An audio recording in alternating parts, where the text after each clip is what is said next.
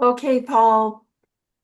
All right, welcome everybody. Just again, a reminder, please, if you see yourself across the top of the screen, I see at least one person, you need to turn your camera off, which again, just wiggle your mouse on the screen in the bottom left corner. You'll see audio and video. Put a click on those to put a red line through them and turn your video off. Um, Dorian, I won't say all that much. Of course, we all have his bio description in the skimmer. Dorian does hail from the Bay Area. He leads bird tours. He'll tell you more about that. But I just wanted to say, I think the first time I met him was during his big That's bicycle right. year, and he was in San Diego. And I don't know if it was the first time, but somebody found an ancient merlet inside Mission Bay at Vacation Isle. And I got there pretty damn fast to see it. It stayed a day or so. And I got to say, I looked over my shoulder, and here comes Dorian Anderson on his bike coming in at an incredible high rate of speed to see the ancient merlet. And he beat most people in their cars to the bird. Yeah, I Now, was I in don't know Ohio where he Cove. started from, but I was impressed. But anyway, but normally, I must have been close. Unfortunately, I'm sure he'll be talking about this a lot, but you can imagine driving a car if you go 50 miles the wrong way and then you get an alert about some bird you want to see, turning around and going back 50 miles, in your car is nothing. It's a slight inconvenience. Doing it by bicycle, there comes a point. It'll be interesting to hear from Dorian, at what point was he willing to turn around and at what Yeah. point is it too far? But anyway, I'll shut up at this point and take it away, Dorian. All right. Well, thank you, Paul. Can you see my screen? Does everything look okay on your end? Yeah, it looks great, Dorian. Perfect. Okay. Yeah, so thanks for the introduction. Thanks for inviting me to speak. And yes, that's something that I can talk about at the end, kind of the risk reward calculation that I had to go through about like under what circumstances I was willing to chase kind of an unscheduled or an unanticipated bird. Because as you said, in a car, it's an easy detour, but on a bike, it becomes a really, really difficult proposition. So let's see, how do I do this now? Here we go. So my birding, I'll give you a little bit of background as to my birding history and some of my academic trajectory, and then I'll talk about the genesis of this bicycle big year. So you're going to kind of get a broad sample of my birding life as it culminated in this bicycle big year in 2014. So that's me on the right there with the circle, complete with braces. This is actually at Victor Emmanuel's youth camp, Camp Chiricahua in southeastern Arizona in 2000 in 1991. I started birding in my backyard at age 7. Neither of my parents has any outdoor leaning, and so birds were completely self-discovered and then nurtured at like a local nature center. And then eventually I went plugged into these vent camps with Victor and was eventually my mom was in the same gardening group as Robert Ridgely's wife. And so Peg was like, I've got this bird obsessed husband. And my mom was like, I've got this bird obsessed kid. And so the solution was to pair us up. And so I spent a whole bunch of time, a lot of my weekends going out birding with Bob and hearing his stories about discovering and conserving birds in South America. And so, I think I even have the letters reversed in his name there. Brilliant. But by age 15, I thought that I could use these kind of childhood obsessions to professional ends. And so that's kind of where I was at age 15. This is my academic trajectory. At age 15, I actually went away to prep school. I needed a change of scene. I needed something a bit more challenging than where I was. So I ended up at Hotchkiss, which is up in northwestern Connecticut. And I was there for 3 years. And then I went to Stanford and I did a BS in biochemistry and molecular biology. And I was pretty set on becoming a researcher slash professor by the time halfway through. So I spent a lot of time doing research as an undergrad. I didn't want to go right back to doing academic, or I should say, I didn't want to go right into a PhD degree, so I actually took 3 years off and went and lived in Boston, where I worked as a research assistant in the Department of Molecular and Cellular Biology at Harvard, working on molecular embryology. Basically, how does an embryo know how to assign its asym different asymmetries in the early embryo? So how does an embryo know where to put its head and its feet and its left and its right and its dorsal and its ventral? And then the next progression step in the progression was doing a PhD. So I chose NYU and I did a PhD in developmental genetics, molecular cell biology, where I studied cell polarity. So how do cells asymmetrically partition function across their cell bodies? Um, and so that's kind of the major narrative, but the undertone to all of this is kind of my history of substance abuse. And as you will see, it accelerated and grew at each step of my academic development. So at prep school, I couldn't get drunk. Well, I chose not to get drunk because if you got caught getting drunk on campus, you got kicked out, and that was not what I was trying to do. But I would sign out from campus and go elsewhere and get drunk occasionally, but it was kind of like drink as much as you can this weekend because you're not sure which next weekend you're going to be able to sign out. When I got to Stanford, I was drinking all the time. There were no rules governing alcohol consumption, and so I was drinking, I don't know, 4 or 5 nights a week, blacking out all the time. And I started smoking weed and dabbling in hard drugs. By the time I got to Boston, I had really immersed myself in the nightclub and rave, like the electronic music scene. So I was ecstasy and cocaine became like an every weekend thing. I was blacking out, drinking all the time during the week, showing up at work hungover all the time. But I was really good in the lab and things went well. And so I ended up going to graduate school. But I chose NYU because I'd never have to drive. Actually, UCSD, my decision boiled down to UCSD and the Scripps Institute and NYU. And the programs are equally good at both places. But I decided to go to NYU because I knew that I couldn't control my drinking. I'd never have to drive if I lived in Manhattan. So that's how I ended up in NYU and not in San Diego. But by the time I got to NYU, uh, drugs were a drugs were a weekday staple. I was doing cocaine 2 or 3 nights a week, going into I'd stay out till 6 in the morning, go home, catch 3 hours of sleep, and go to my lab, and then work until 8 o'clock at night, and then go back out and get drunk again. So it was really out of control, and it was not sustainable. And it seems a bit. Uh, I'm not doing myself justice to kind of hand wave away my sobriety story with just one slide. But for the moment, to keep things simple, I got sober in my last year of graduate school. And this kind of hand waving that I'm doing now is a lot of what the book speaks to. It's my journey into sobriety and then how that kind of vacuum that the lack of that drugs and alcohol used to occupy, how that then allowed my birding interest to reemerge. So I didn't do much birding between ages 17 and 30. Occasionally I trotted the interest out, but it basically remained on life support, comatose for those 13 years. My birding interest reemerged, and as I was explaining to Paul and some of the other early arrivers, that once alcohol and drugs were gone, I obsessed over a number of different things, most notably my postdoctoral project at Mass General Hospital. So even despite all of the bad behavior, I did well enough in graduate school that I was able to postdoc at Mass General and Harvard Med after all of this. So I tell people I was just really, really efficient. And when I need to get something done, I'm very good at putting my head down and just getting it done, even if I'm hungover. Um, that research, when I was a postdoc, focused on synapse remodeling. So, how over developmental time do neurons kind of change their pattern of contact with one another and thereby change the information flow through the circuit? And this is going on constantly in our brains, but particularly during the first third of your life, your brain is constantly remodeling its synapses. And this is like learning and memory and things like this are particularly dictated by synapse remodeling. And I was super excited about the project. The person before me had done some nice work, and things were really teed up. And the idea would be to take this project and work with it as a postdoc for 5 to 7 years, and then approach universities with like my own independent research program, and then start my own lab at a place like Stanford or UCSD or NYU. But as I got into this project, I realized that some of the assumptions that the person in front of me had kind of used were incorrect.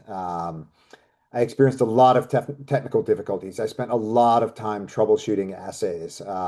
the data kept coming back conflicting. The experiments were uninformative. It was really, really difficult. And I was just kind of treading water, not getting anywhere. But like, it felt like trying to run the 100-yard dash in a 90-yard gym. And I wasn't happy. I wasn't healthy mentally, but I had this like massive fear of failure, and ego and expectations got in the way. I definitely got caught up through this trajectory of trying to be the smartest guy in the room and having people recognize me, if not as the smartest guy, as somebody who is relatively intelligent. And the other problem is that once I had surrendered my identity as the fun guy, the party guy, the guy who would go out any night of the week with the drinking and the drugs when I got sober, I had kind of gone all in on this articulated goal of being a professor. And so now as I'm wobbling as to like, do I want to do this? Do I want to keep fighting this uphill battle and the funding battle? There was this huge fear of failure that like I have this one articulated goal, and if I don't get there, what does that mean my life is worth? And so I was really, really tied up at this stage. And so I felt completely lost. And this is kind of at the end of my second year of my postdoc. So I started in January of 2011. And then this is kind of towards the end of 13. And it was into this, oh, at the end of 12, sorry. So there was into this that Hurricane Sandy swept. And so Hurricane Sandy wasn't, it was a hurricane for a stretch, but by the time it hit the northeastern US, it was technically a tropical storm. But what made Sandy really unique was how big it was. The wind field stretched all the way across the Atlantic, like to Iceland and to Scandinavia. Um, and so what ended up happening is it went through Boston, I guess on like October 30th of 2012 or so. And then the next day, two northern lapwings were reported on Nantucket. And at this stage, my kind of ABA listing kind of obsession had come back in the wake of my sobriety. And so I was like, I've got to get out to Nantucket to see these two birds. And so the way that you do that from Boston is you would drive from Boston kind of along the dotted line south down to Hyannis, and then you hop on a ferry and you go out to Nantucket. And it's about a 2.5 hour ferry ride. Um, and then you have to figure out how to get to the birds from the dock. And the problem at that time of the year is it was now November. The local taxi service is shut down during the winter months because nobody goes out there. And I wasn't about to pay 350, $400 to put my car onto the ferry. So I actually called a bike shop and arranged to rent a bike. And the guy's like, if you're crazy enough that you want to rent a bike in the wake of a hurricane, it was still winding and rain. He's like, I'll rent it to you. That's totally fine. And so I did the drive, the ferry, I got the bike, I rode out there. I was actually the first person here on this day. And lo and behold, I was able to find the two lapwings. So it was, I guess, about a 5 mile ride from the dock to where the birds were. And it was in wind and rain. It was pretty miserable. But when it was all said and done, I got back on the boat after finding these two birds. I really started to think, I said, man, that was a lot of fun. It felt very different than chasing a bird purely in the car. And so I started to kick this bike birding thing around. Like, is this a formalized thing? Does anybody actually do anything formalized with bike birding? Are there bike birding trips or bike birding clubs? And then the real wheel started to turn. I said, wow, has anybody done a bicycle big year? Because that would be such a cool project. It would be big enough and challenging enough that it would keep me busy. And I think it would be novel enough that people would be interested in it. And you could kind of use it as a fundraiser and all these other outlets. So I think everybody here knows what this is. A big year is basically this ultimate bird finding treasure hunt. They run in a calendar year, so January 1st to December 31st. And historically, people have used planes, cars, boats, helicopters, anything that gets them to birds faster than, say, a bicycle or walking. And the amount of travel, at the end of the day, it's not really a birding contest, it's really a travel contest. And so people fly and drive hundreds of thousands of miles. And top finishers, this is important. When I had this idea at the end of 2012, top finishers in the ABA Big Year kind of competition each year ended up with about 750 species. And I'll come back to that number at the end. And then the Big Year book and movie about the 1998 competition. I'm sure everybody here knows, but it's fun to have the little picture there. The movie was actually a big help to me as I undertook my own adventure because this movie came out in 2011. And so when I met people at Burger King or at a motel or whatever, as I was riding my bike around, I could be, I'm riding my bike around looking for birds for a whole year. And a lot of people would say, oh, like the movie. And so the movie was nice because it did prime the system, so I didn't have to explain everything from the ground up. Um, and so these are the two big caveats with the existing big year model as I stepped into it in 2012 was that, like I said, it's not a birding contest, it's a travel contest. And he or she who has the most money is necessarily going to win the travel contest. There's no mystery. There's a reason the Dodgers have won the last two World Series because they spend more money than the Padres. And I'd love for the Padres to win the World Series because I hate the Dodgers. But we'll see how that goes. And then the other issue is the fossil fuel consumption. And while no one birder is going to be the tipping point for global warming or the next huge extinction in terms of of climate change, I do think it's a bit odd that the community champions those who have unquestionably the largest carbon footprints. So take that for what it's worth. But those are the two problems that I saw with the model is money and it's very, very consumptive on the fossil fuel front. But the bike would let me solve for both of these problems in the same instant because no matter how much money I had in the bank, which as a postdoc, it wasn't very much, that money would never turn the pedals for me. I physically had to do the work. And the only like formalized, the only emissions I would make would be like metabolic emissions. Of course, I'd have to eat and like food comes in on trucks, but like being human is fundamentally consumptive. But I would consume less in the course of searching for birds than pretty much anybody in the history of birding before me. But there were some predecessors, and so right now just pay attention to the left-hand side of the screen. So I didn't when I got home from Hyannis. After chasing the lapwings that night, I got on the internet and started searching for people who'd done this before. And so I found two examples. And the first one was this Canadian kid, Malcolm Boothroyd, who, with his parents, rode around the US and Canada. It wasn't purely birding, but they did a lot of birding along the way. They had this entourage of people. Sometimes there'd be the three of them, other times, like other family members and friends would join. So there's this constantly shifting complement of folks. They started in Canada in June because you wouldn't want to start in Canada in January and actually rode south into the US through the winter and then came back to Canada the following June. So theirs wasn't an official big year. They called it a bird year. But as you can see, Malcolm observed 548 species during that pretty Herculean effort. I think they cycled like 13 or 14,000 miles. Um, and then there was Jim Royer, just north of you guys in San Luis Obispo County, who did a formalized January to December big year on his bike in 2010, and he found 318 species. And while the two gentlemen on the right here, I was doing this internet search in November of 2012. In the year between when I thought of this idea and when I actually got on the road, these guys undertook big years. Mark Kudrav did a big year in California and found 326 species. He was working as a school teacher, so he birded on the weekends and then used his summer to take a long loop through Southern California. And then Ron Beck, who was retired, he did a Cochise County big year in southeastern Arizona. And so he got 301 just in Cochise County, which is really impressive. And I've now hung out. I haven't ever met Malcolm, but I've birded with all these other people. And I've actually on my big year stayed with both Mark and Ron. So that was a lot of fun. Um, so the question was, could I reinvent the big year around the limits of a bicycle and my body? And so you should know that my cycling experience to this point is summed up on this slide. Apart from riding a bike back blacked out drunk between the fraternity where I hung out and the dorm where I lived. I had no cycling experience. I had, by the time I cooked up this idea, I had never ridden a bike more than 10 miles at a hit at any point in my life. So this was going to be a really big gamble. And so in the kind of months following this conception of this idea, I kind of sat down and tried to figure out where I would need to be at different times of the year to maximize my species total. And this is what I came up with.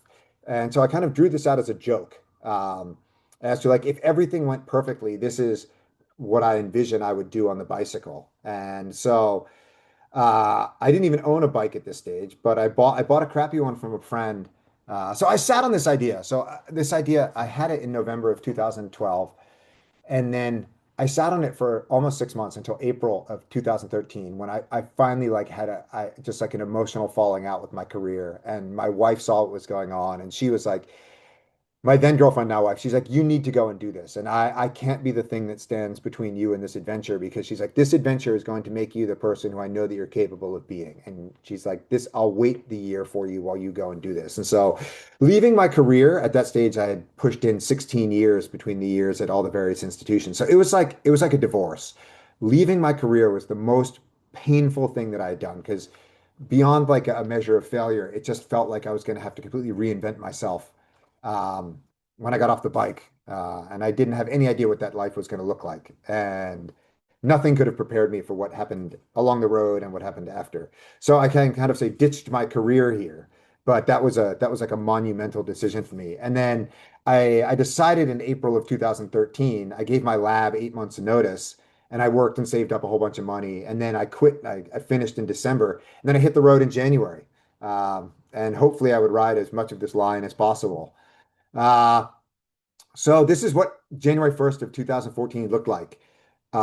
It started out at 10 degrees and it topped out at 25 degrees. This is a photo taken by a friend midway through the day, but you can see what I was up against on this first day. I left the house where I was staying at, I don't know, 6 in the morning or something. The sun came up at 7. It took me about half an hour to ride out to the marsh. But as I was riding out to the marsh to go look for short-eared owl, which I know would be out there, and the first bird that I saw in my big ear was snowy owl. It was the biggest invasion year on record in the northeastern United States. I'd seen 3 or 4 the day before scouting, so I knew I would see it on my first day. But to see it as bird number one was really auspicious. This is actually not the individual that I saw. This is an individual that I saw later in the morning. The individual that I saw was it was still near dark. It was right as dawn was approaching. So the first bird I saw was a snowy owl, the first individual bird. The second individual bird that I saw was the snowy owl. The third individual bird that I saw was the short-eared owl that the second snowy owl was chasing. And the fourth individual bird I saw was bald eagle. So I got off to arguably the best start in big year history with those three birds. Later in the morning, I was standing on the jetty. I'm north of Boston. I'm in Newburyport at this stage, which is famed for I think the first lower 48 sighting of Ross's gull back. I don't know if it's the 70s or 80s. Um, but I'm on the jetty there going through Bonaparte's gull when I find this guy.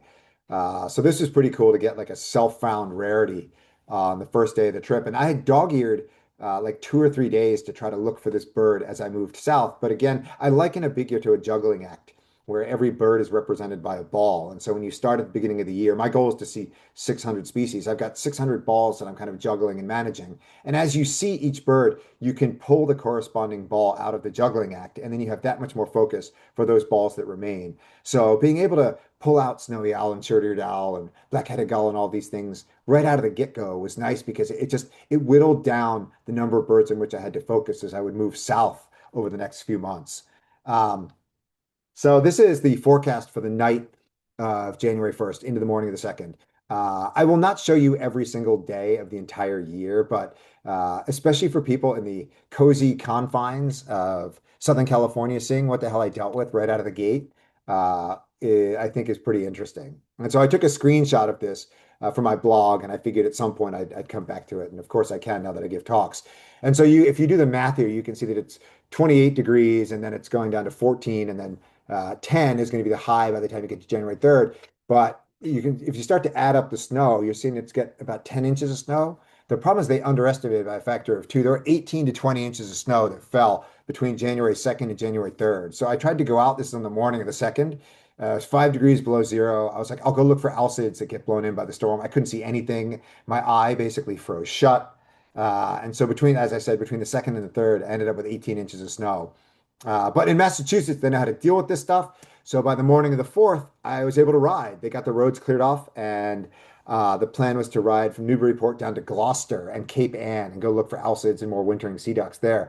But this is something that to this point, I'm fairly certain few, if any, birders had experienced, like riding through this winter wonderland. It was 10 degrees below zero. I think this is the Merrimack River. A lot of it's frozen, but this is something that birders had not experienced on a bike, I don't think, before I did this. Maybe somebody in Scandinavia, but certainly not in any formalized context in the New World. And this kind of sums up kind of the start to my year. My family lived in Philadelphia, and I still wasn't completely convinced this idea was going to work. When I left Boston, I was like, if this turns out to be the worst idea of my life, I'll just get to Philadelphia and I can quit. And hopefully, my mom and my dad will take me in and I can regroup there and try to figure out what the hell I'm going to do with my life in the remaining 11 months of this year and beyond if I decide to fold at that stage. But everything went really well. I found birds everywhere. I was able to ride even in crappy conditions. I kind of mastered the loading, unloading the bike, handling the bike, navigating, all these things that I had no clue how to do before I left. Things in green are birds that I had hoped to find in the Northeast. Or everything, these are things I hope to find in the Northeast. Everything in green I got. And the few in red, which I missed. Black-legged kittiwake ultimately proved probably my worst miss of the whole year. Every time I went to look for it, it snowed and I couldn't see more than like 100 yards out to sea. I really needed a clear day with like strong east winds. I just never got that on when I went to the coast. Little gull, I'll come back to later. It was a terrible finch year, so there were very few crossbills and no red poles around. And in the long shots, I did get barnacle goose, which is kind of cool. Um, so it just snowed on me. I guess I suffered 5 separate snowstorms in the first month of the year, and the temperature got above freezing one time, one afternoon, it was above freezing. And that's it for the entire first month. It's still the coldest, like 2 month period on record in the Northeast, I think, the January and February of 2014. So it was just snowing everywhere I went. Like even when I got down to the Chesapeake Bay was frozen solid. I got tundra swan like sitting on the ice in the middle of the Chesapeake Bay, 2 miles out with my scope or something. But there was just no open water anywhere. So yeah, you can see the cold extended all the way down to the White House. Like I'm still in a balaclava in multiple layers going through Maryland and Virginia. But I made it all the way to Florida. I did a lot of birding as I went south, and I got things like salt marsh sparrow and white ibis and red-headed woodpecker and red-cockaded woodpecker. But Florida, it was really nice to get there. I could bird in a t-shirt. It was sunny and warm. It was just fantastic. After like scoping for birds that were really far away and difficult to ID and wind, like going to places like Cotahatchee wetlands, Green Cay wetlands, and just having these wonderfully colorful birds right underneath the boardwalk was awesome. This guy here, who looks like he'd be in a Cuban boy band, is Angel Abreu. He's a bird guide in South Florida, and people hooked me up with him. And I said, "Yo, man, I need some help finding some birds." And he's like, "Well, here's what to do: ride your bike to my house, and then you can hop in my car. We'll drive around." I'm like, "Oh, unfortunately, I can't drive around. That's kind of beyond the rules or out of bounds for me." And so he's like, "No problem." So he met me, and then out of his trunk, he produced this junky bike. And I was like, there's no way this is going to work. This is going to be a disaster. We're both going to get run over. But he hopped on the bike and he had planned out a route, and we rode around like Metro Miami for the entire day. And it was awesome because it's his backyard. He knows the area and he's Cuban American. So he could give me this awesome like cultural history of Miami. And we got like all the target birds. And to that point in the trip, to that point in the year, it was like my best day of the year. Like the fact that he was willing to travel according to my limitations was just, it meant the absolute world to me. And it was a blast. We had such a good time. And in the right-hand corner down here, this is the Lasagras flycatcher that Neil Hayward saw as one of his last birds on his record-breaking 2013 big year. So I thought it was pretty cool that that bird stuck around long enough. And I knew Neil from Massachusetts. So I thought it was kind of cool that that bird stuck around long enough that he could see it at the end of his year, and then I could see it kind of towards the beginning of mine. Um, Florida was a lot of fun. I hated the late 90s Yankees. And so when I moved to Boston, I immediately got into bed with the Red Sox. And through a number of different channels, the organization found out that I was coming through Fort Myers where they do their spring training, and they hooked me up with a ticket. And as you can see, my seat was really good. And so I've got my binoculars there, and the guy in the seat next to me is like, dude, I gotta know, like, how blind are you that you need the binoculars in the front row? And I'm like, well, I have real good vision, but I've actually ridden my bike here from Massachusetts. I'm looking for birds. And so he got this way more admission than he paid for in terms of my backstory. But behind that mini monster in left field there is a marsh. And so I wanted to be prepared if short-tailed hawk floated up over the wall, which it didn't on that afternoon. Um, but I kind of hand waved away. I went from Miami across the bottom, across the Tamiami Trail. Now I'm going up the west coast of Florida. This bird on the left here, I saw standing out on the bay as the sun was coming up. This is near Sanibel Island. And so I stopped, waited a few minutes for the sun to come up so I could take this photo. And then over here on the right, I'd spent a lot of time looking for mangrove cuckoo. And it would have been a lifer, like a world lifer for me at that stage. I hadn't done much international birding. So more importantly, it would have been an ABA bird at that stage. And so I rolled up as these researchers are pulling this mangrove cuckoo out of this net at Bunch Beach, which is a well-known spot for this bird. And uh, bigger stipulations say that once the bird is banded and released, you can count it on your list. But I decided that I didn't want my lifer mangrove cuckoo to be a bird that somebody else had netted. Had I not stopped to take the photo in the middle and shown up at the netting area 15 minutes prior and I saw the bird free flying before it flew into the net, I would have counted it. But because I was 15 minutes later than I anticipated, I decided that I didn't want to count that bird, even though the rules said that I could. Because for me, the way that the birds get onto your list is more important than the number of birds on your list, as evidenced by the fact I'm riding a bike around looking for them. But I felt that like leaving the cuckoo off was something that I wanted to do. So I didn't do any of the work to find that individual bird, and I didn't want it on my list, so it never made it on. I survived all of Florida. I did get hit by a car. You'll read about that. There's a whole chapter dedicated to me getting hit outside of where the hell was I? Ocala. But I made it all the way to Texas, and I said at the beginning of my year, like if everything goes perfectly and I don't get hurt, I don't get injured, I don't decide this was a terrible idea. Like the ideal date to arrive in Texas would be on April 15th. And I arrived on April 13th, like 2 days ahead of schedule. And then the following day, we ended up with this massive fallout. It was like the only decent weather event of the entire spring. And I found this black-throated blue warbler. It was the only one that I saw the whole year. It's a real rare bird in Texas. I looked for it in South Florida, but couldn't find it. Got Swainson's warbler and really cleaned up. So had I been even 2 days later, I would have missed this event and then like had to search for all these birds, whereas they were just delivered to me. Uh, this is where the writing really got interesting because to this point I had been along the coast in areas that were well developed with good infrastructure, easy to find food and lodging. But uh, this was really kind of intimidating. This was the first time I was like, this is going to be really, really difficult. I don't know how many of you have driven I-10 across Western Texas, but it's really remote. There is no food, water, and shelter except in the designated towns. So my riding would necessarily have to be station to station. Like if I left town A and it was 65 miles to town B, I had to make it because there was nowhere to bail out in between. Whereas on the East Coast and along the Gulf Coast, there was always somewhere that I could crash uh, and find food. Whereas that was just not the case anywhere in Western Texas. It was going to be hot. So if you I mean, most of the days would be between like 90 and 95 degrees. And the other thing is that while the wind on the Gulf Coast comes from the southeast, which is what brings the birds from the Yucatan across the Gulf, as soon as you get west of Austin, the wind comes from the southwest.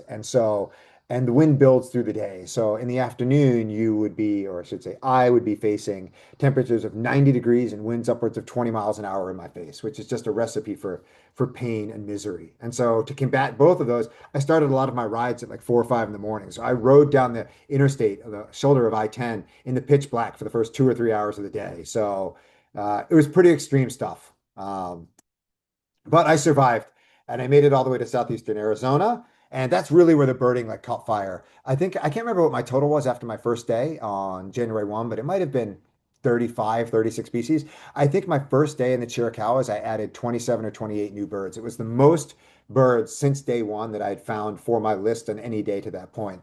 But I spent 2 weeks kicking around southeastern Arizona.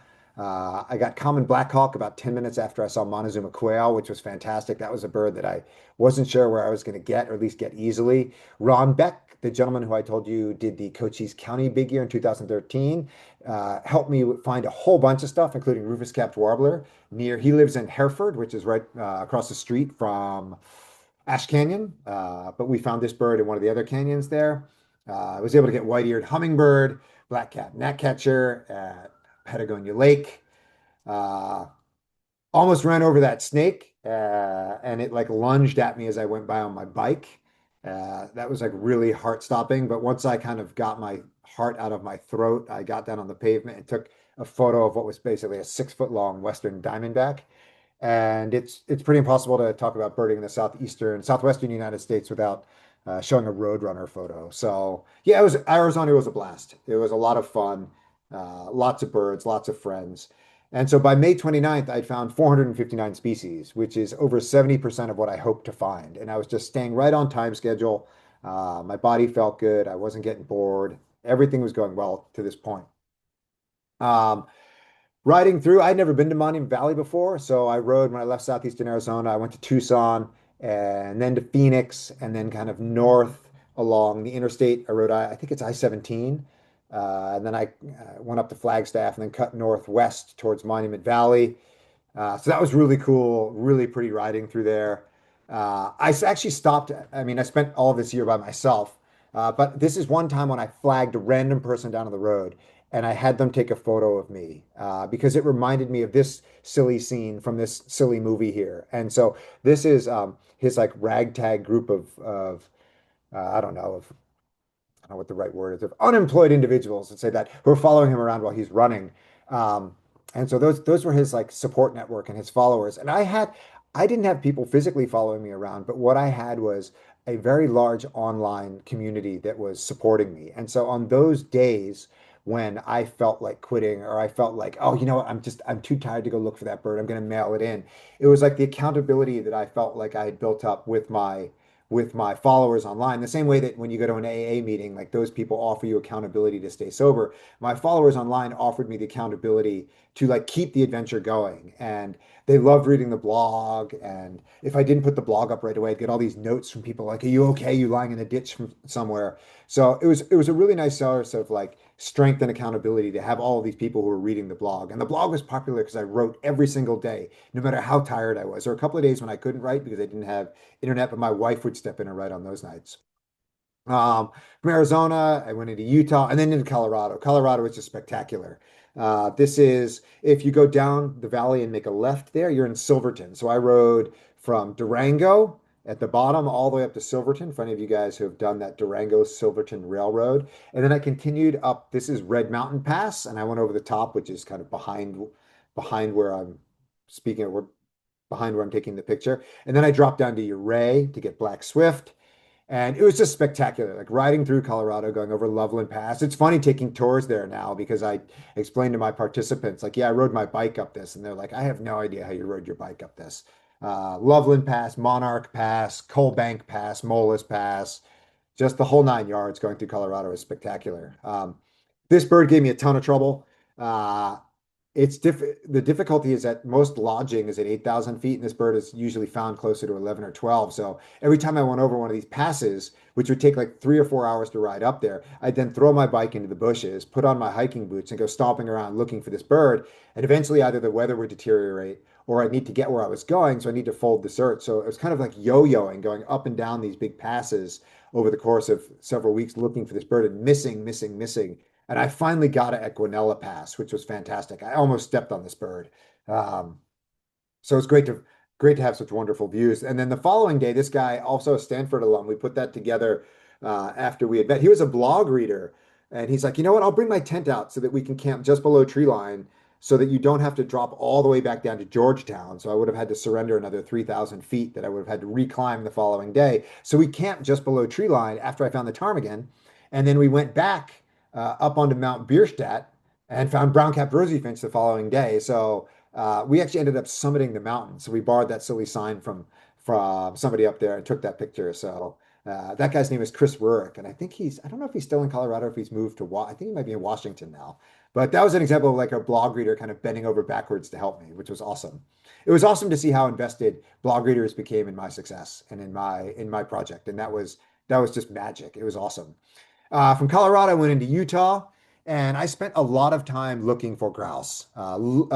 On these grouse tours that I do, it's idiot proof. You roll up and they're on the lek, and you look at them for 2 hours, and you drive to the next lek, and it's easy.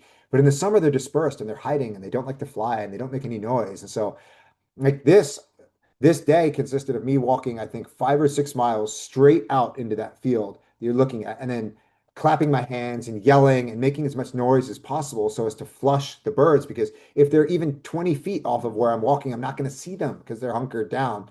And then turning around and stomping the 5 miles back. So I ended up walking like 50 or 60 miles through sage before I finally found sage grouse. And this was my view of most of these birds as they flew away from me at high speeds. So sharp-tailed grouse was this way, great partridge, greater sage grouse. Gunnison actually got in the road above Gunnison. There were six birds that I flushed, and the one bird stayed like only flew about 50 feet and then landed. So I got a photo. But greater prairie chicken, same thing. I didn't even get a photo of that. It was so dark by the afternoon or the evening when I saw it. I couldn't even get the camera to focus.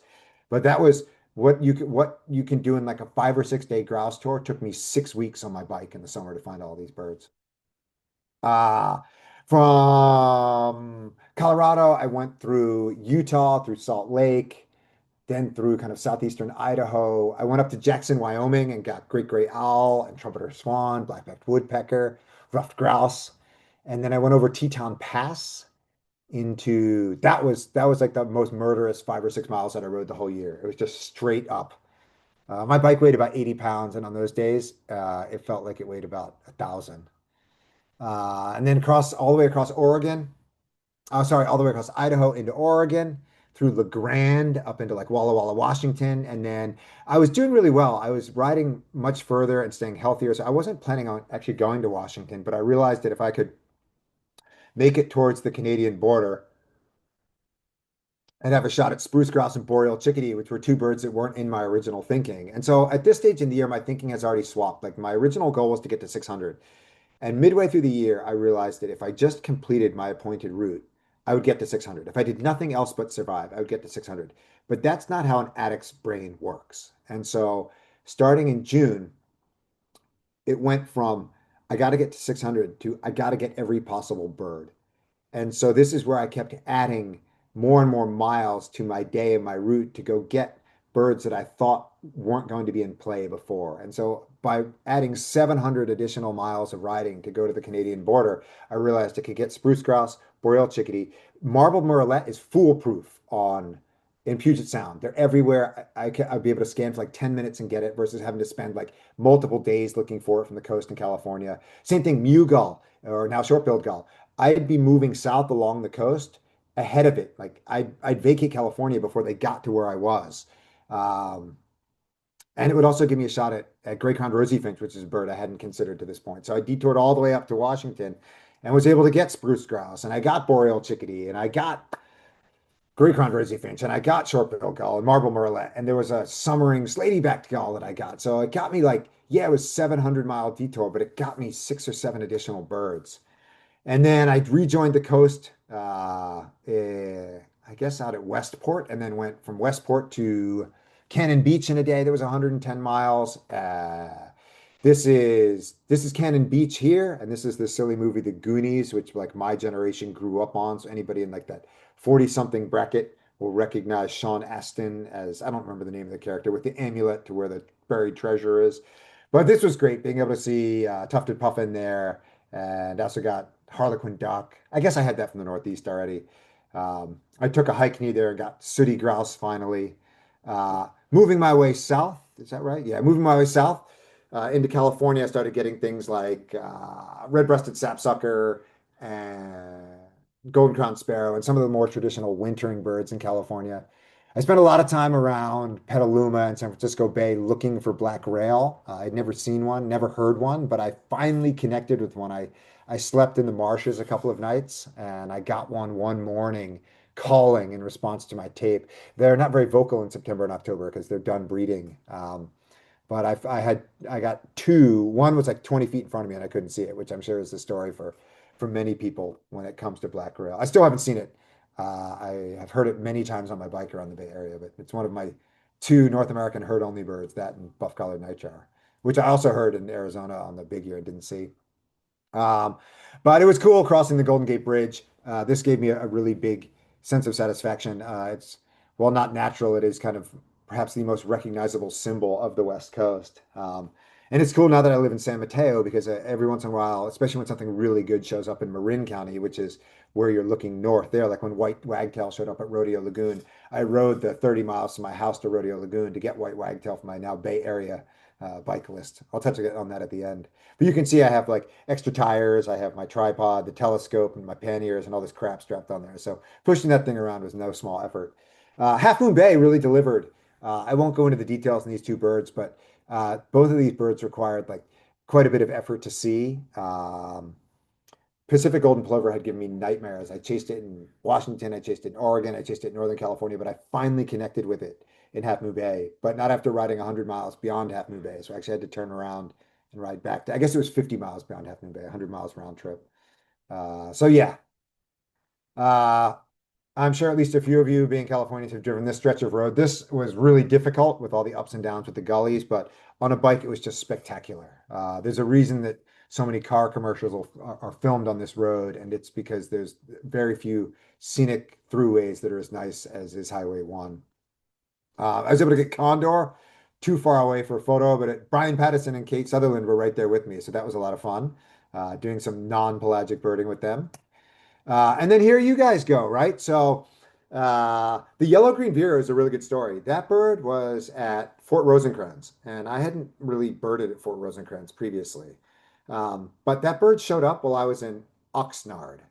And I was like, there's no way that bird's going to stay put because I still had to get a bunch of birds in Oxnard, and then I had to go into LA for spotted dove, which took 2 days, and a bunch of other stuff en route.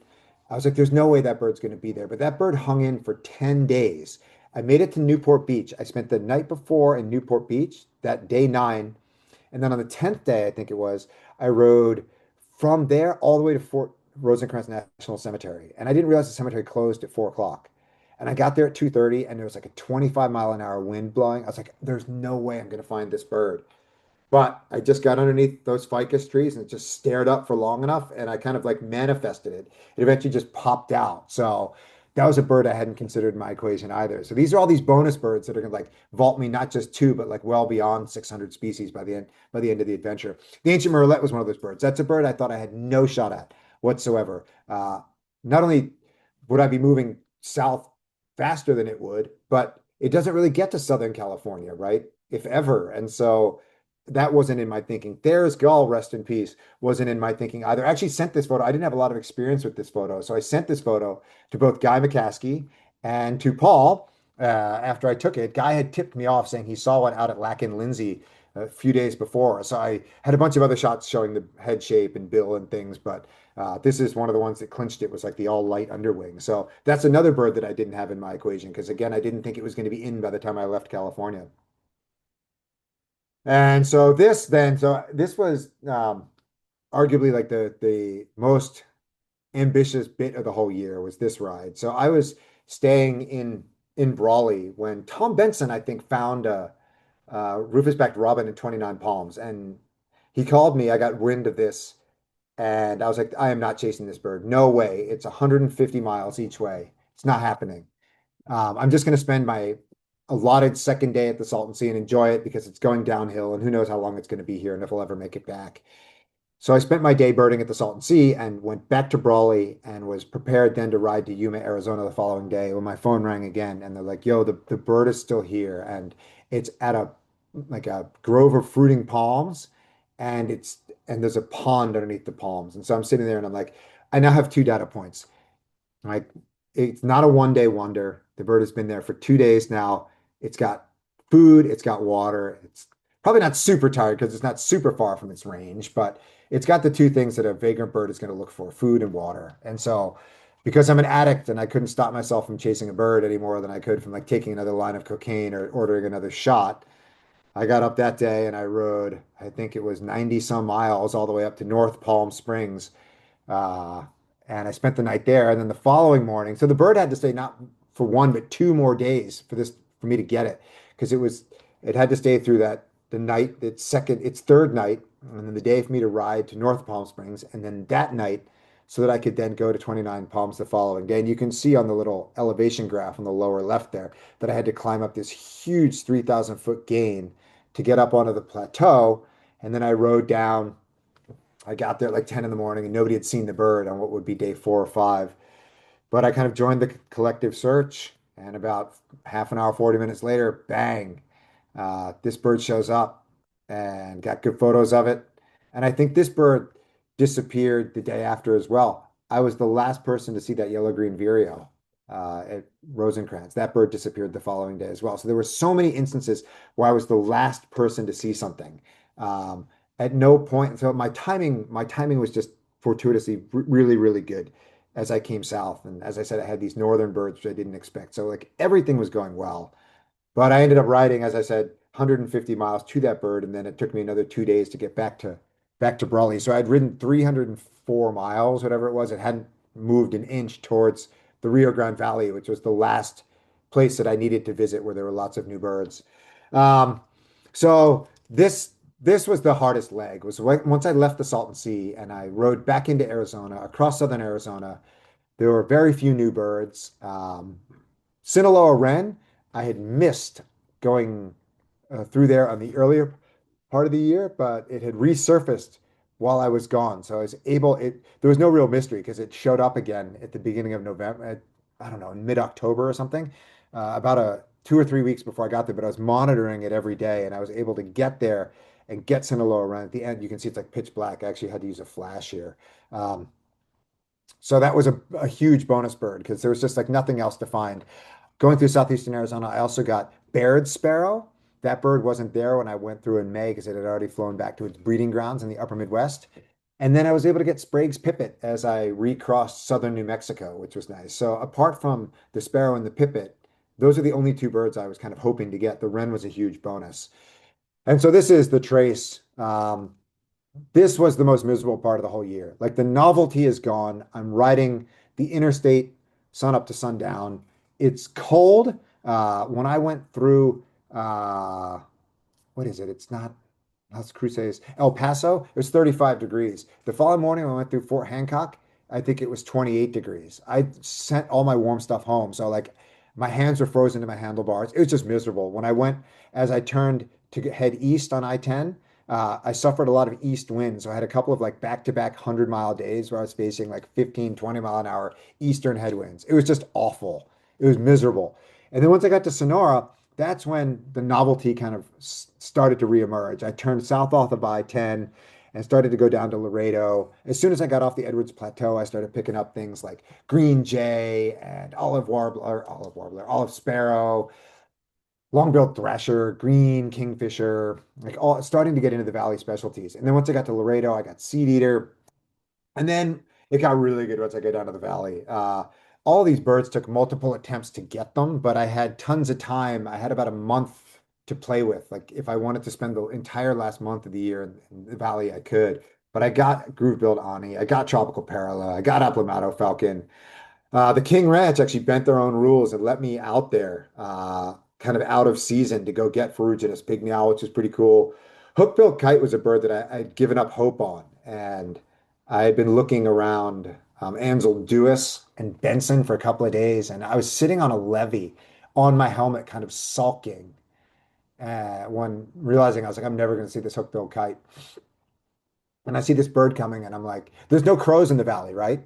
And there's no ravens either. And so I'm like, huh, crow raven type. I haven't seen one of those yet. So I binoc up on it. I'm like, oh my God, it's the kite.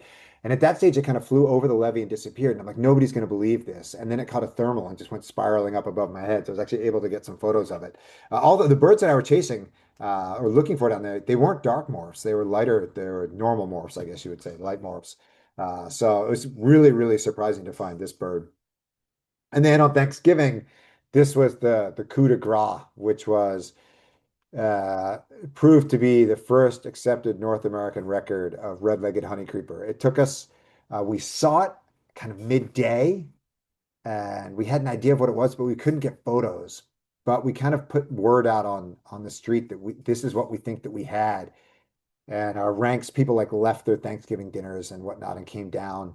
But we relocated it later in the day and then got the definitive photos. And I think most people who came that day, most, at least some saw it that day. I don't know if it was seen the next day, but I think 2 or 3 days later it resurfaced. So I think it was there for 4 days total and then not seen again. But once everything shook out, which took like over a year, this ended up being the first North American record, at least counted record. And there's since been a whole bunch more in Florida.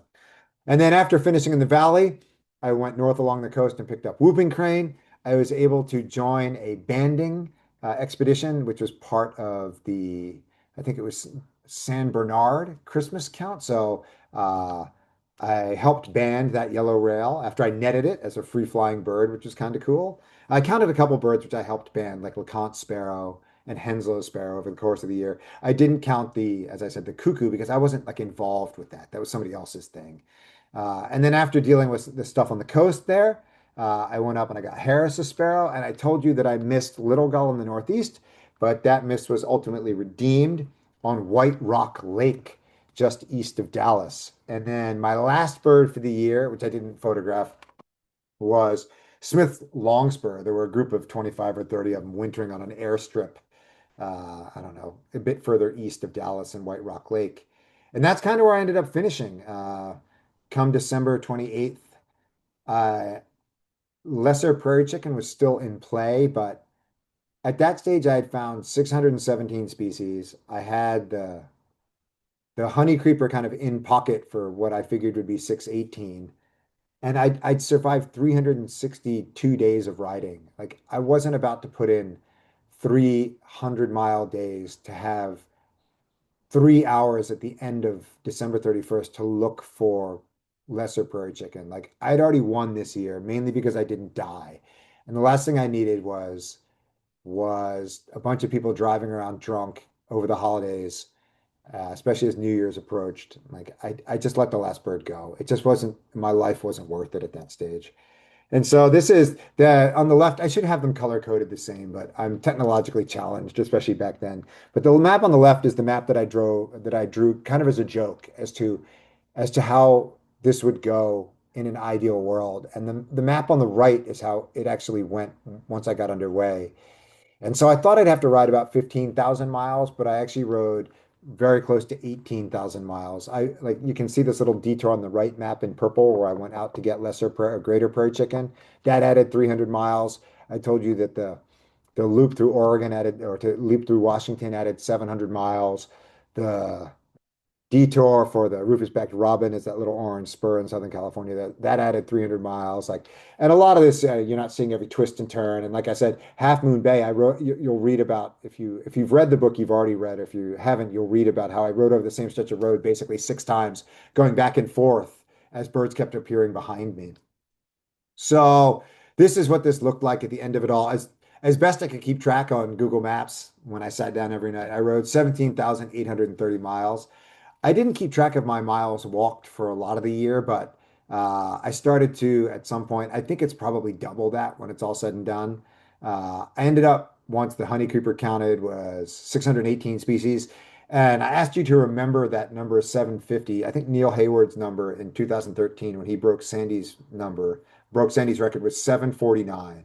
So I found like 83% of what he found using probably 5% of the resources. So I think that's pretty cool. It shows you that with a well-defined plan and limited resources, you can really accomplish a lot.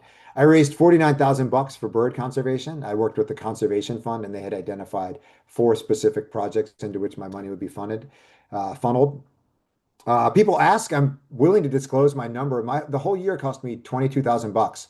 That includes 6,000 dollars of sponsorship from Best Western. They gave me $6,000 to use at their hotels. That includes the cost of my bike, the cost of tune-ups, the cost of food, the cost of lodging, everything.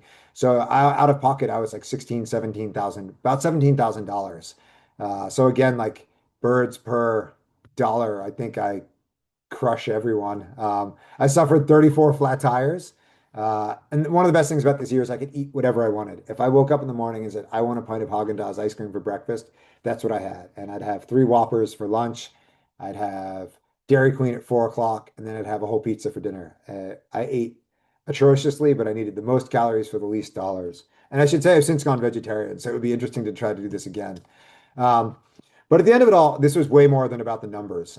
The people that I met were just fantastic. I think that, and I write a lot about the people that I met and how they helped change my perspective and perception of what I considered a successful person and what I considered a happy person. I think before I left, like happiness was nothing but professional. Success was defined through professional accolades, whereas like talking to all these crazy people who had made their own little niche in the world and found happiness in their own unique ways, like showed me that it doesn't need to be as formulaic as I thought it was. And I love this picture of Chris and Malia. This is after they helped me find the red-throated pipit. They kind of went out in the beach in the morning. I was staying about 20 miles south of there. They walked out on the beach and found it right at daybreak. And they said, "Well, keep an eye on it in the hour and a half that it's going to take you to ride from where you are to where we are." So I took this picture with them afterwards, not knowing at that stage that I was going to end up living in San Mateo 3 years later. They're like my best friends here, and I run of all of Alvaro's pelagic trips with them. So these two people that I met transiently in my big year are now my best friends. The physical and mental challenges cannot be overstated. Completing a normal big year is a huge accomplishment. Doing it on a bicycle is something that is so far beyond what any big year birder has experienced. Like it's just unbelievable. The physical and mental challenges, and then there are people who can do the birding. There are people who can do the cycling, and there are people, some who can do the logistics. But I don't know, it's going to take a lot for somebody else to come along and do all three of those things. Like in the evenings, like I needed to know, the analogy I give people is that, or not the analogy, the example is that I needed to know the weather, not only ahead of me, I needed to know what happened in a town 2 days ago. What did the weather do here 2 days ago? And you're thinking, why do you need to know what the weather did 2 days ago? Well, if I'm riding through the rural South and it rained 3 inches 2 days ago, the road, the dirt road that I'm going to ride is not a dirt road, it's a mud road. And what would be 30 miles are going to feel like 300. So the logistics were like unbelievably challenging. If you get into town in your car and the motel is sold out, you just drive to the next town. If I get into town and the motel is sold out, it's the end of the world. I'm sleeping on the side of the road. I'm not eating if the restaurant's closed. So like I had to be, and this is where my scientific background I think really helped me because I'm one of these people who is I'm just very, very, very good with logistics. And when I would do experiments, I would not do Avenue A and then wait for the result to see if it worked or not. I'd have B, C, D, E, F, and G going in the background as backup so that I didn't lose any time if A failed. And it was the same thing here. Like I never got caught without a place to sleep. I never got caught without food because I was always on top of the logistics. And as a result of this, like I experienced this huge sense of personal triumph.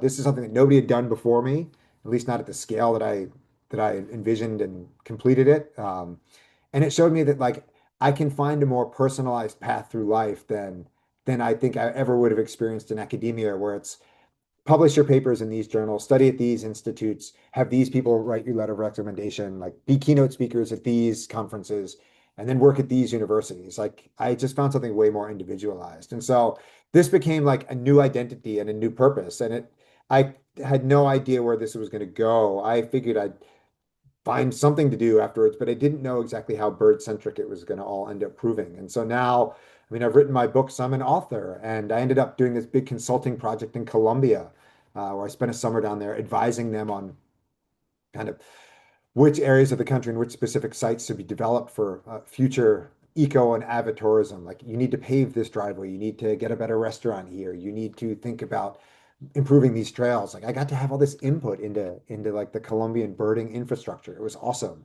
I'm apparently a public speaker as I'm giving this presentation today. I did some travel writing.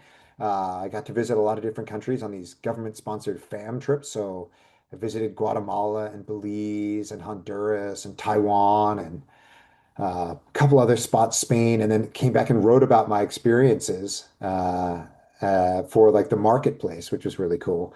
I do a lot of bird photography, elite photo tours, in addition to doing the birding tours, tropical birding. I can do both there. So yeah, it's really grown into like I've turned my life into like this bird-centric thing. So I had this huge detour for this like alcoholic 13 years of my life from age 17 to 30. But when I got sober and then took off on the big year, like the bird thing has come full circle. And so the birds are like my longest running personal thread. And it was a big milestone when I got like 14 years of sobriety because that was, or I should say 13 years in one day, because that was like longer than I had been drinking. And so now I'm 47 and like there's me at, I told you I started birding at 7. Like birding has been a part of my life for 40 years. It's been around longer than Sonia, my girlfriend, now wife, has. It's been like my academic career is in the rearview mirror, but the birds aren't going anywhere. And it's like my longest, it's where I feel like most myself is when I'm out birding and talking about birds and photographing birds.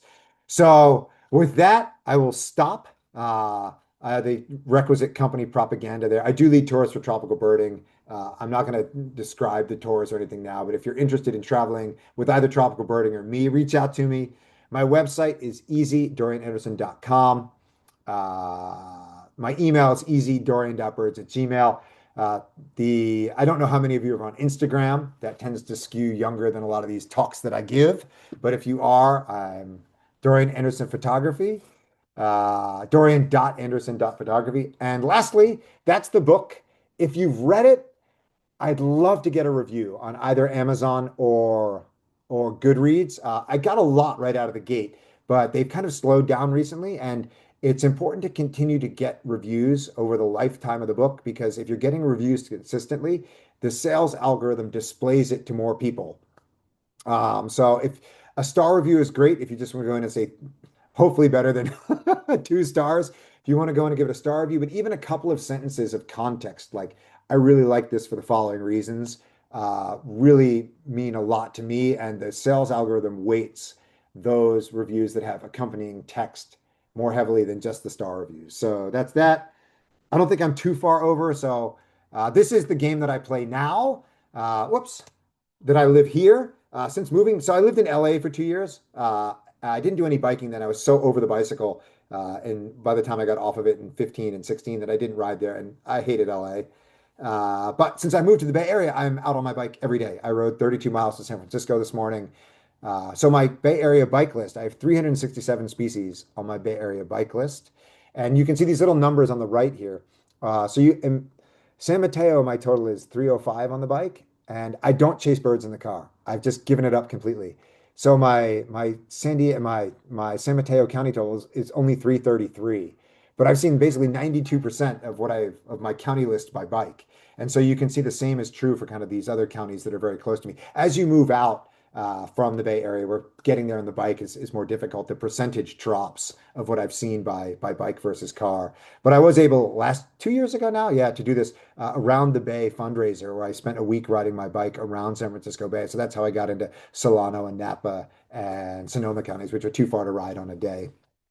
But it's kind of fun because I play the same games as everybody else. So like this is my total ticks. I'm now over 2,000 total ticks on my bike, which I think is pretty cool. It's just a measure of the effort that I'm putting into this. There's Sonia, for those of you who have read the book. And then I'll just show a few photos real quick. I don't know, there's about 20 of them. Long-billed curlew from Morro Bay, Clark's grebe from Lake County, peregrine falcon from right down the street in Foster City, mountain bluebird from up at Tahoe, marbled godwit also from Foster City, merlin from San Jacinto in Riverside County, Scott's Oriole from the Laguna Mountains right near you guys. That was actually last spring. I went down there for a few days.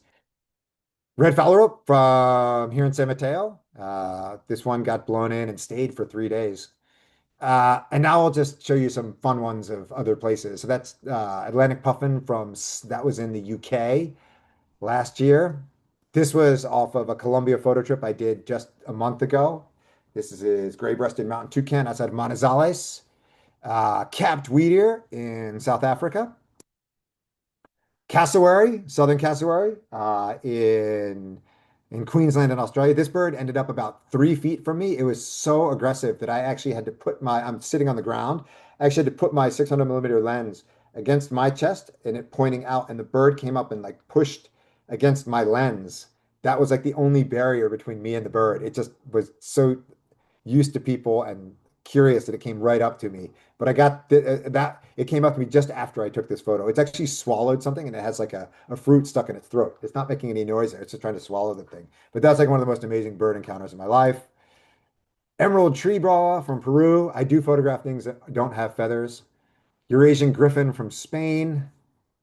A chestnut-eared aracari from Brazil. Malayan banded pitta from Thailand. Multicolored tanager from Colombia. Lilac-breasted roller from South Africa, sword-billed hummingbird from Colombia, zebra from South Africa, and then this is the last one. That is Wimbrel from Morro Bay again. So that's the end of the photos, end of the presentation, and I will now take any questions you have, assuming you're not too terribly sick of me. And nothing is out of bounds. You can ask me anything. I pride myself on my honesty. So you can ask pretty much anything that you want, and I'll give you the answer whether you like it or not.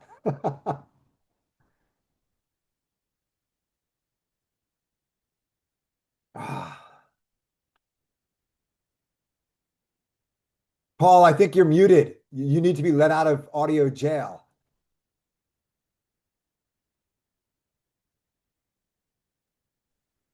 So how do I do this? Let me see. I Are can't. there any questions for Dorian?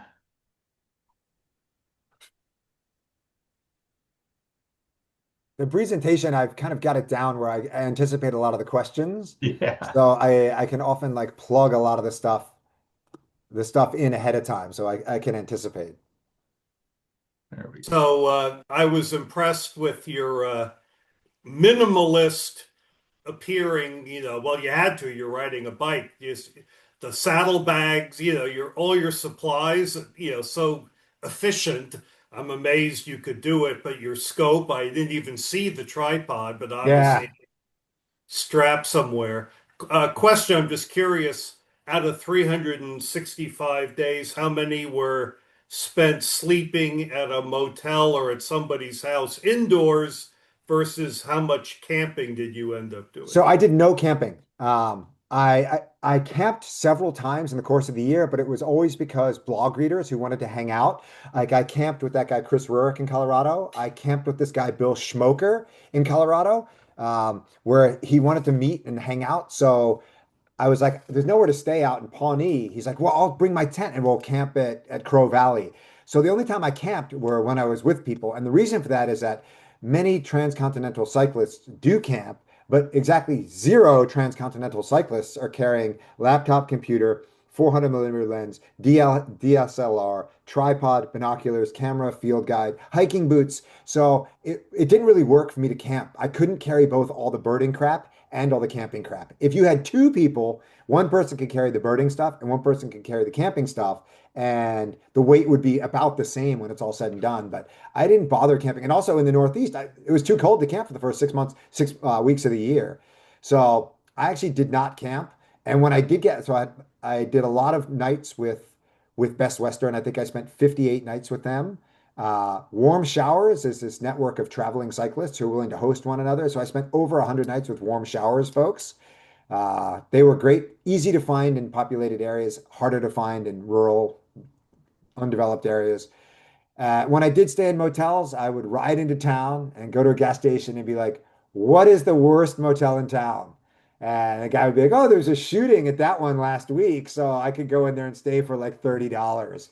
But yeah, this is what I was saying with the logistics. I'm real good with this stuff. And so I never got caught without a place to sleep.